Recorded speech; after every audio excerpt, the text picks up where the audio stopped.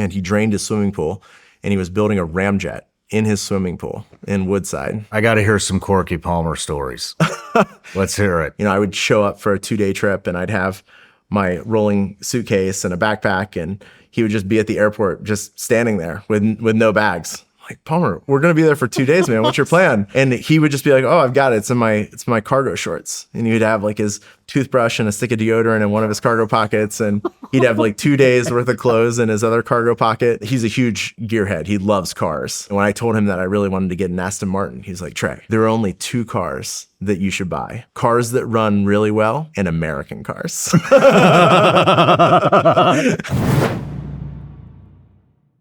So then you met Palmer. Then I met Palmer. At Founders Fund. Mm-hmm. How did you guys meet?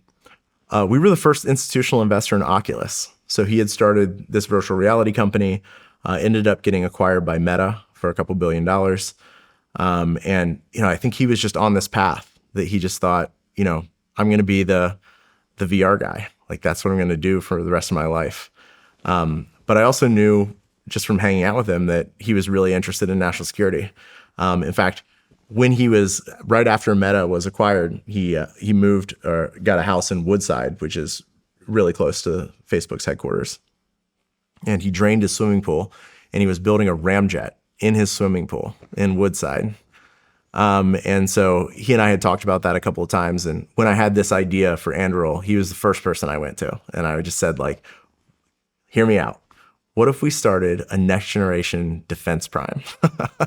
And he was like, oh man, I'm doing this VR thing. Like, I'm super passionate about this, but you know, I don't know that I'm ever going to do anything other than VR. That obviously only lasted until he got fired for his politics. And then he was right back on the Anduril story with me. Right on. Was he always out there? Board shorts, mismatched flip-flops. Yeah, Hawaiian shirt. I would love to say that like he's changed or like matured by the standards of society, but he's exactly the same person that he was when, you know, he was a teenager starting Oculus. Money, success, fame has not changed him. Good. I love that. I love that. All right, and real quick, I got to hear some Corky Palmer stories. Let's hear it. Yeah, no, I mean, he is such an interesting person. You know, I could spend all day talking about this. In the early days of Anduril, he and I would travel to DC a lot together. And, you know, I would show up for a 2-day trip, and I'd have my rolling suitcase and a backpack, and he would just be at the airport just standing there with no bags. Like, Palmer, we're going to be there for 2 days, man. What's your plan? And he would just be like, oh, I've got it. It's my cargo shorts. And he would have like his toothbrush and a stick of deodorant in one of his cargo pockets. And he'd have like 2 days worth of clothes in his other cargo pocket. And, you know, he's sitting in like the middle seat in economy at the back of the plane. It has taken us years to get him to the point where he's just like happy to do things in a way that keep him safe. It's been a real struggle. One of the other fun, he's a huge gearhead. He loves cars. He has a ton of cars. Most of them don't work, which is a constant thorn in his side. But, you know, I'm a huge Aston Martin fan. As I mentioned before, I love James Bond. And so, you know, when I told him that I really wanted to get an Aston Martin, he's like, Trey, there are only 2 cars that you should buy. Cars that run really well and American cars. And, you know, I think when Oculus was first acquired, the first thing that he did is he went out and he bought a Honda Odyssey Elite minivan, which is like, who does that? He wasn't even married. He didn't have kids, but he went out and he bought a minivan.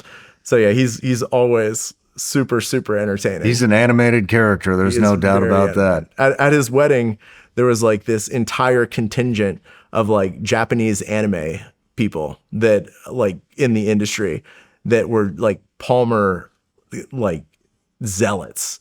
And they showed up with like custom vinyl figurines of him and his wife. I mean, it was like, holy shit. He's like this weird celebrity in the anime scene. Oh man, that's hilarious. Just super, super fun. Could not be a quirkier and yet smarter person. He's just the perfect combination. What kind of stuff is that guy innovating at just in his free time? Have you seen any of his crazy gizmos?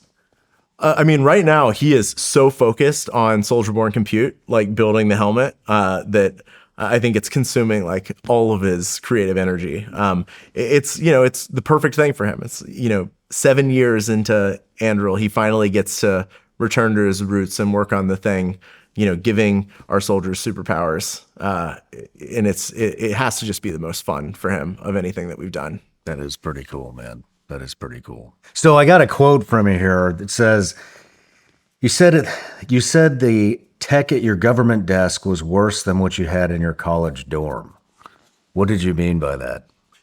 Well, yeah, the day I showed up, I think I had expected that there was going to be some like James Bond moment. Like I'm going to sit down and I'm going to have this supercomputer and someone's going to like throw me the keys to an Aston Martin. That's what I thought. And like a laser watch and things like that. And I sat down and I had Windows 98 and a CRT monitor.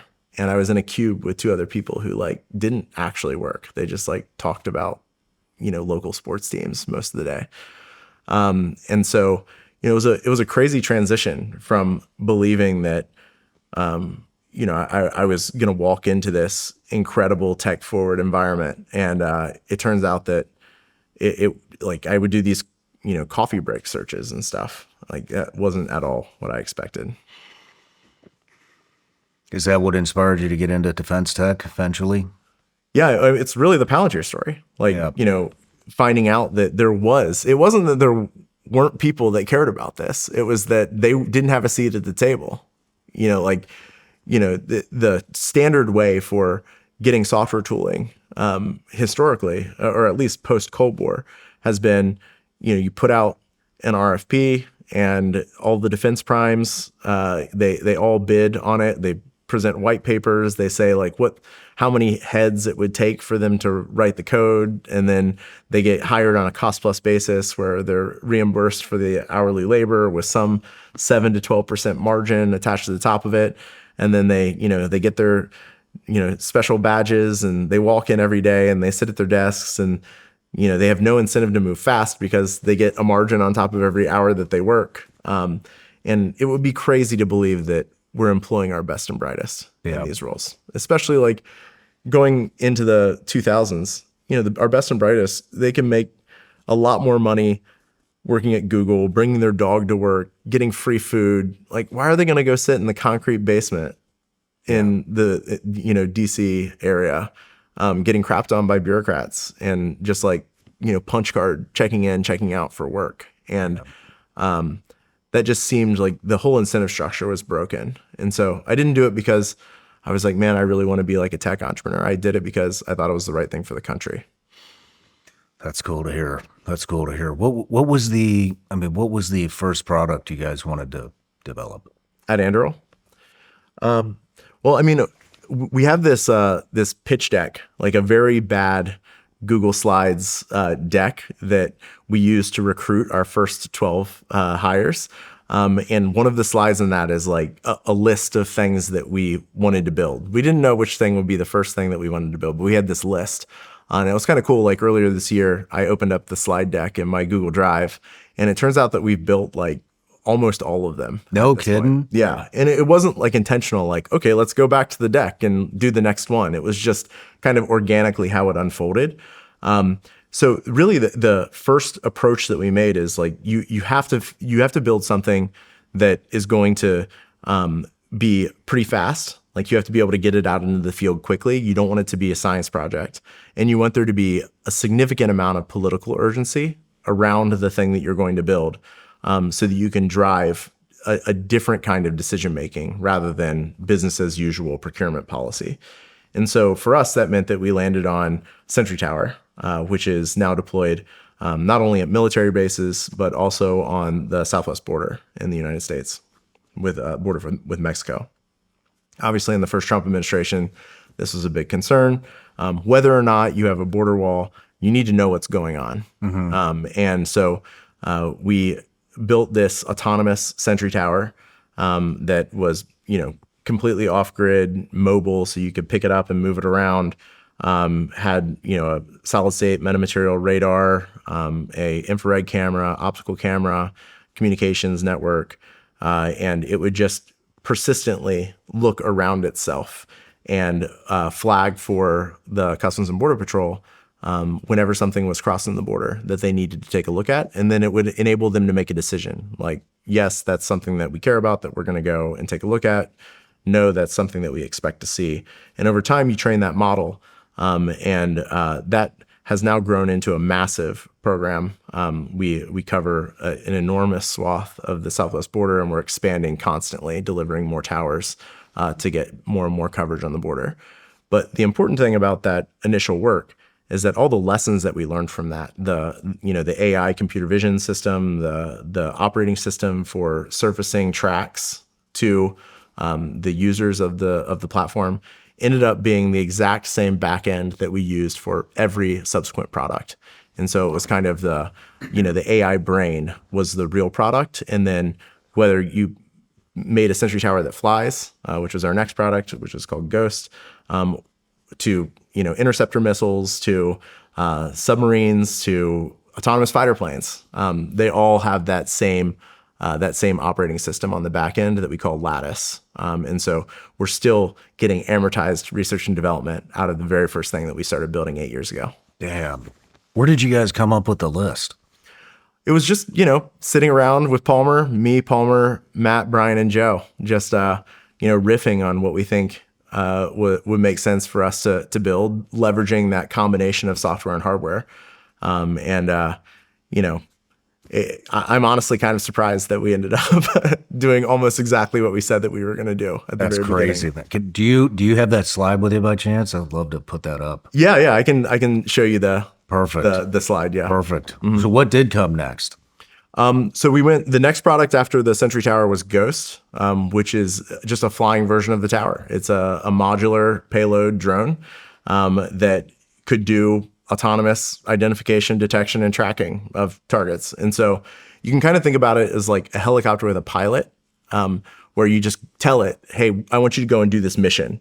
Like, go and see if you can find things that look like this. And then it would just go and conduct a mission and then report back to you when it was seeing things that were interesting.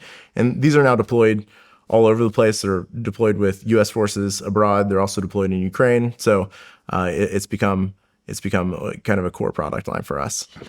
And then we went from there into counter drone. We started building interceptors for small drones. We have a product called Anvil that is the first version was non-explosive. It would just fly like a bowling ball into a drone.